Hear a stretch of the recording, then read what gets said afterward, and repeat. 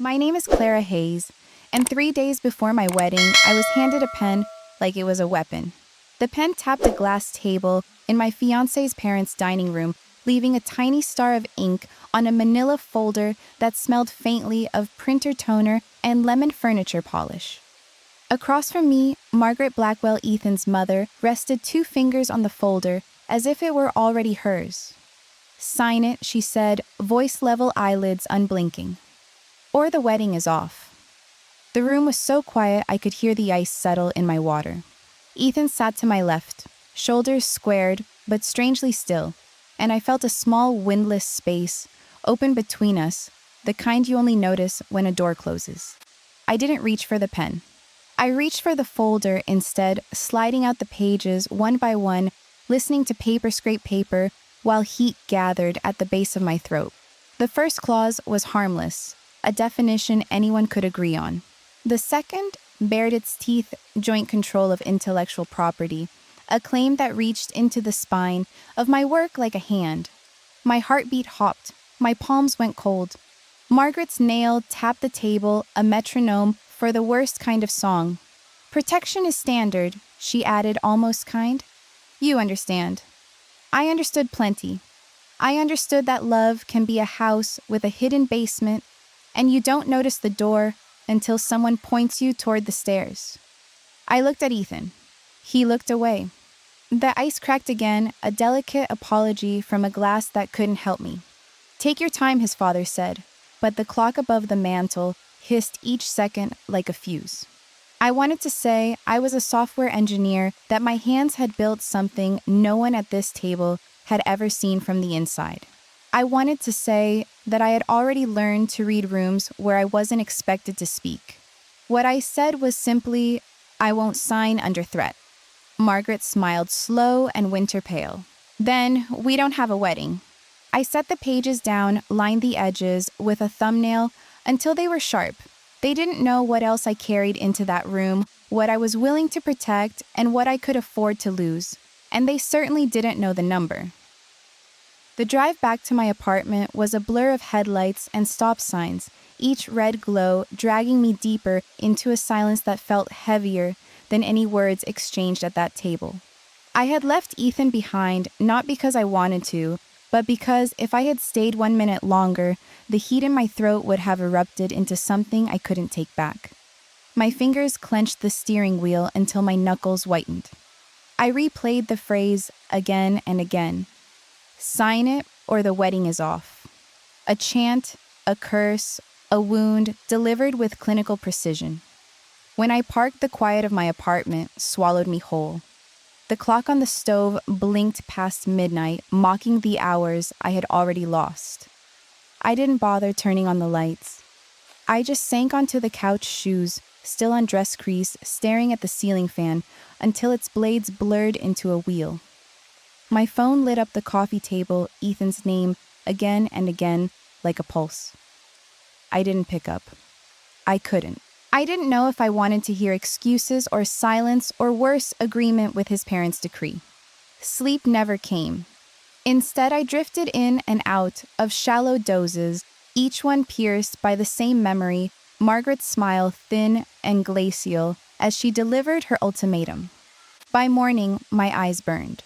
I stood at the window with coffee in hand, watching the city crawl awake, horns and engines weaving their own dissonant symphony. I thought of my parents then, how they had worked 2 jobs each to keep the mortgage paid, how my father's hands cracked every winter from the machine shop, how my mother came home from double shifts at the hospital still humming lullabies. They had saved, invested, carefully trusted me with the inheritance that eventually became the spine of my independence. They hadn't done all that so I could be bullied into surrendering it. Ethan knocked on my door just after 9. His hair was uncombed, eyes shadowed soup, wrinkled from a night clearly spent without sleep. I stood with my arms folded a wall I wasn't ready to lower. "Clara, please." He started, voice hoarse. I didn't know they would. Don't I cut in sharper than I intended? Don't tell me you didn't know. You sat there. You let them say it. You let them throw papers in my face like I was nothing. He flinched, lips parting, then closing again. The silence between us wasn't empty. It was loud with everything unsaid. Finally, he whispered. I froze. I should have stopped them. I should have defended you. I shook my head. You don't understand. This isn't about defending me. This is about whether you see me as equal. Do you?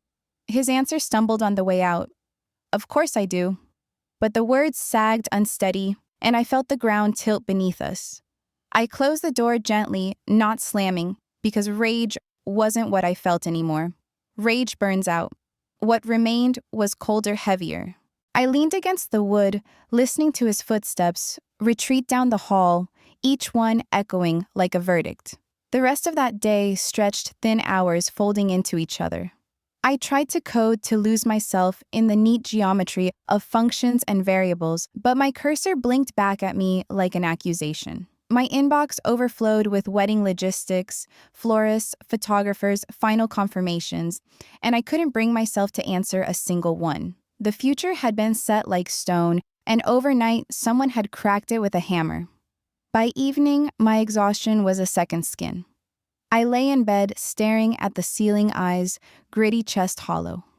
But beneath the despair, a spark began to flicker. I remembered my grandfather's voice steady as oak the day he handed me the first documents of my inheritance. Don't let anyone tell you your worth, Clara. Not a boss, not a banker, not even the man you marry. Protect what's yours, always. The spark grew into a thin flame. I realized then that silence would be my defeat, that if I let this ultimatum pass without answer, I would always live under its shadow. I sat up, grabbed my laptop, and typed a name I had not dialed in months. Janelle Price, my college roommate turned attorney.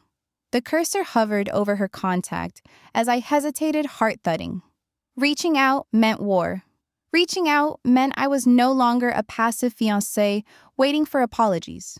Reaching out meant I was ready to fight. I pressed send. As the message whooshed away, a strange calm settled over me. The fear was still there, but it no longer owned me. I closed the laptop, lay back against the pillows, and whispered into the dim room, "They think I have nothing. They're about to learn how wrong they are." And with that, the night felt less suffocating.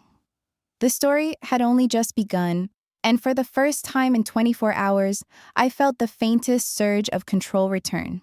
Janelle called me back within minutes, her voice brisk and sharp as a blade. "Clara, I read your message. Do not panic. Do not sign. Bring me everything." I hadn't heard her sound so fierce since law school finals when she used to recite constitutional amendments like lyrics. Hearing that tone now steadied me. I packed the papers into a folder, grabbed the slim binder where I kept my inheritance records, and hailed a cab across town to her office. The city outside the window moved too quickly, a kaleidoscope of people with problems I couldn't imagine yet, mine pressed against my ribs like a ticking clock. Janelle's office was small but alive, with energy stacks of case files forming miniature skylines on every desk. She swept the prenup from my hands, scanned the first page, and cursed under her breath. Joint control of intellectual property. Are they serious? That's not protection. That's theft. Her words landed like validation, and I hadn't realized how badly I needed someone to confirm what I felt. "So I'm not crazy," I said softly. "Not at all. They're trying to cage you. But we're not walking into that trap." She tapped her phone. "I know someone, Harold Green, 30 years in asset protection. He'll make them choke on their own ink."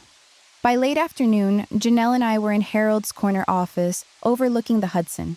The man had silver hair and eyes like sharpened steel, the kind of lawyer who made people think twice before breathing. He flipped through the prenup with quick, practiced disdain, stopping to circle clauses with a fountain pen. "This is unenforceable if challenged," he muttered. "Too close to coercion and timed deliberately. But we won't just defend. We'll counter." I slid my binder across the table, my pulse hammering. Harold opened it, eyebrows lifting. As the numbers spilled into view, 7.2 million in diversified assets, plus early valuations of my company, pushing it near 2 million more. "Miss Hayes," he said, lips curling into a rare smile. "You are not prey. You are the hunter." Heat flooded my face. I had lived quietly, kept my accounts private. My startup modestly branded my family's inheritance, tucked behind layers of trust and smart investments. Now, for the first time, I saw how power could be displayed not to flaunt, but to shield. "Here's what we'll do." Harold continued drafting language onto fresh paper. "Independent counsel requirement, full disclosure from both sides, no duress explicitly acknowledged, all intellectual property yours his off the table, protected untouchable, and finally equitable division clauses in case of divorce. Fair to both." Janelle leaned back, smirking. They wanted a trapdoor. We're building a fortress. For the first time in days, I laughed. It came out shaky, but it was real. When the drafts were complete, Harold slid them across for my signature. My pen hovered before I pressed it down, ink spreading like resolve. "This is my line," I whispered.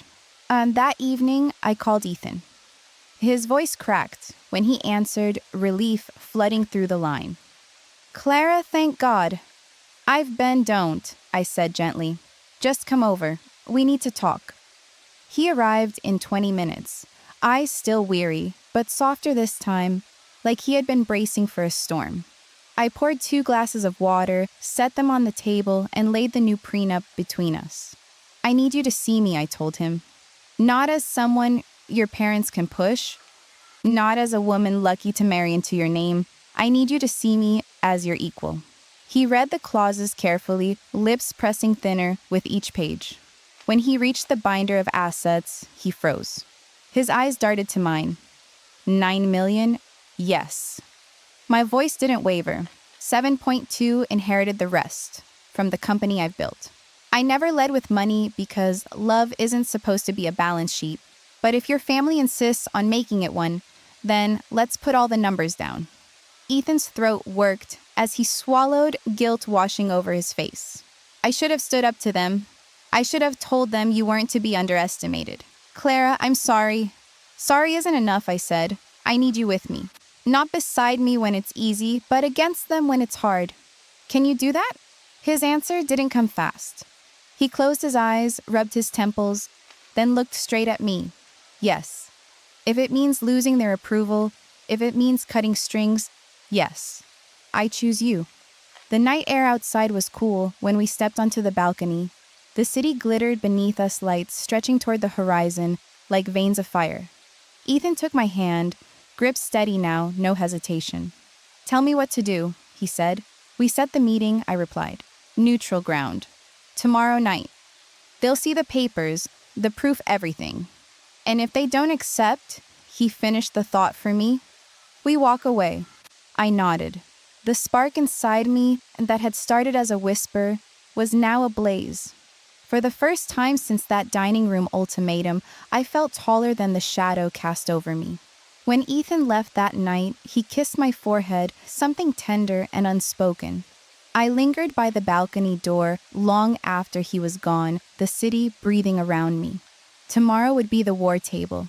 Tomorrow they would learn who I was. The restaurant glowed like a stage, all marble floors and chandeliers. But to me, it felt like a courtroom. Every table hummed with soft conversation, forks tapping, china glasses clinking. Yet the corner booth, reserved under Richard Blackwell's name, carried a chill that had nothing to do with air conditioning. Ethan and I arrived together. His hand brushed mine as we walked in a subtle declaration that we were no longer divided. Harold Green followed a step behind, briefcase in hand, his presence radiating the calm of a man who had seen every dirty trick in the book. Margaret and Richard were already seated, their posture immaculate, like royalty guarding a throne. Margaret's eyes scanned me the way a jeweler inspects a stone hunting flaws. Richard adjusted his cufflinks with deliberate care as if the meeting were already an inconvenience. Clara Margaret greeted her tone, honeyed but sharp underneath. "Ethan, we didn't expect you to escalate matters with outside counsel.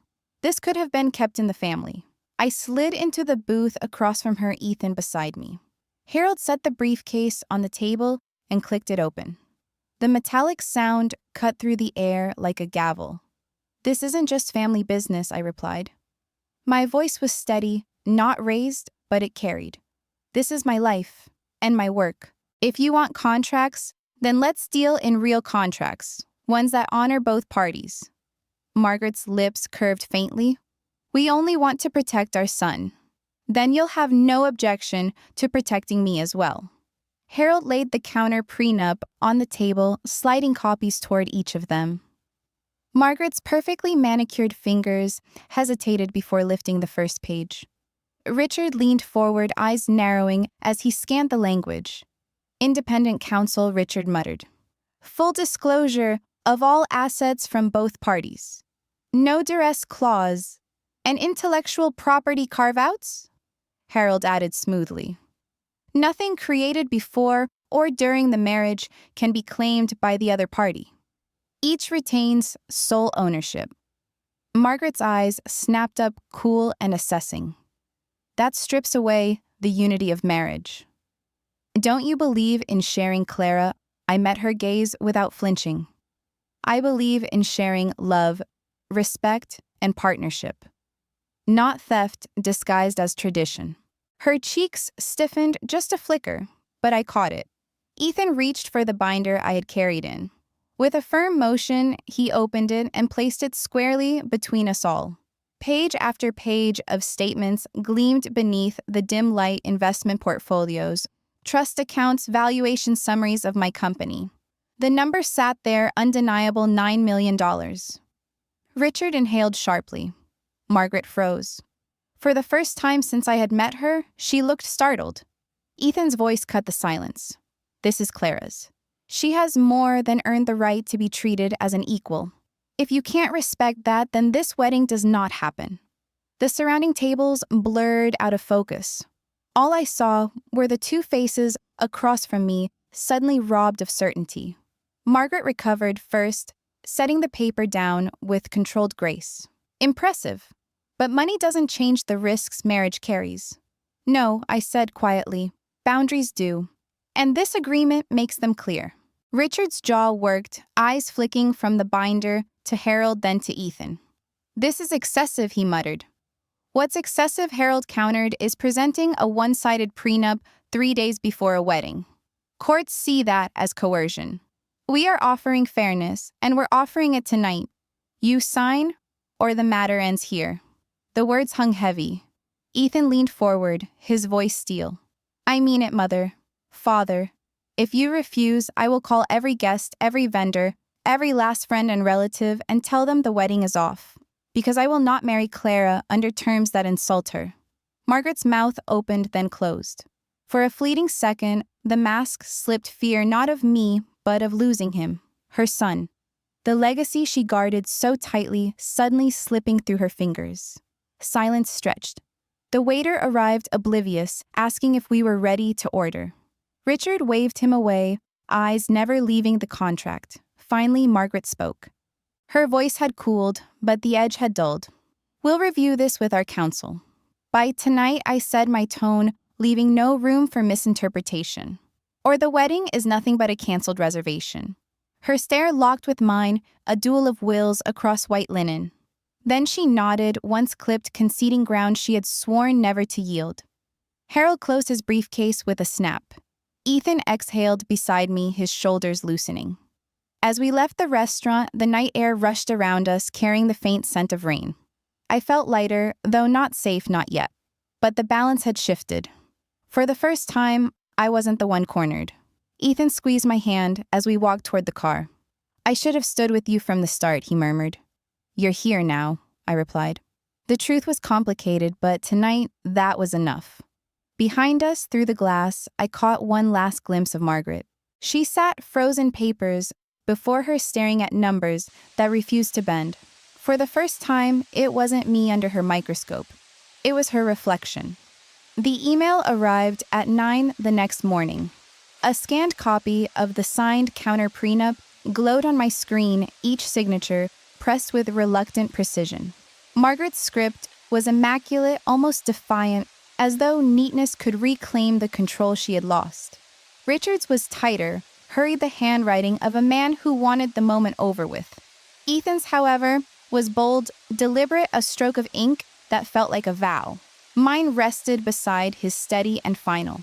I stared at the document, a strange cocktail of triumph and sadness pooling in my chest. The battle was won, but scars had been carved in places invisible to the eye.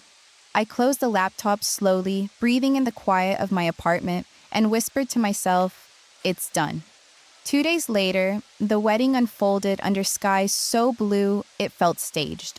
Guests filled the pews of the old stone chapel, their whispers fluttering like birds beneath the vaulted ceiling. My gown trailed silk across the aisle, every step both heavier and lighter than the last. I could feel eyes on me, friends, relatives, colleagues, but I kept my gaze fixed on Ethan waiting at the altar. He looked different than he had in the dining room days ago. No hesitation clouded his stance. His shoulders squared toward me, not toward them. When I reached him, his hand clasped mine warm and certain. The ceremony passed like a dream, vows spoken not as tradition, but as lifelines. And then just before the final blessing, Margaret stood. My heart stuttered, fearing another ambush. Instead, she approached, her heels echoing softly against the marble floor. From her clutch, she drew out a small velvet box. "These belong to my grandmother," she said, her voice low enough for only me to hear as she opened the lid. Inside lay a pair of delicate pearl earrings, the kind passed down, not just as jewelry, but as symbols of belonging. "I may have misjudged you. Perhaps strength is what our family needed all along." Her hand trembled as she offered them. For a moment, I saw not the cold strategist from the dining room, but a mother wrestling with the fear of losing her son, her legacy, her place. I accepted the gift not as surrender, but as acknowledgement that lines had been redrawn. The kiss, the applause, the music, it all blurred. What I remembered most was the feel of Ethan's hand never leaving mine, and the faint weight of pearls brushing my neck as we stepped out into the sunlight as husband and wife. 6 months later, the world had settled into rhythms I hadn't dared hope for. Our apartment smelled of roasted garlic and simmering tomatoes on Sunday evenings. Ethan chopped vegetables at the counter while I stirred sauce on the stove, jazz humming low from the speakers. The phone rang on cue, his mother's number flashing across the screen. We exchanged a glance, then a smile. "Dinner again?" he asked. "Third Sunday this month," I reminded him. He silenced the call, set the phone face down, and kissed my temple. "Once a month is the deal." "Boundaries, right," I said, and the word carried the quiet power of everything we had fought for. We sat down together, clinking glasses of red wine, laughter spilling into the small kitchen. Beyond the window, the city pulsed with endless demands, but inside these walls, peace had weight. As I lifted my glass, I thought of that night in the dining room, the ultimatum that had nearly broken me. Instead, it had forged something unshakable. Respect, I had learned, is never granted freely. It is defended, carved out, enforced. I smiled, letting the words settle like a benediction. "Respect isn't gifted," I whispered to myself, to Ethan, to the memory of every battle. "It's enforced by the boundaries you set." And in the soft glow of our kitchen, with love steady and unthreatened, I knew the war had been worth every page of ink. Thank you for watching. If you enjoy these family drama and revenge stories, please subscribe and join me for more every day.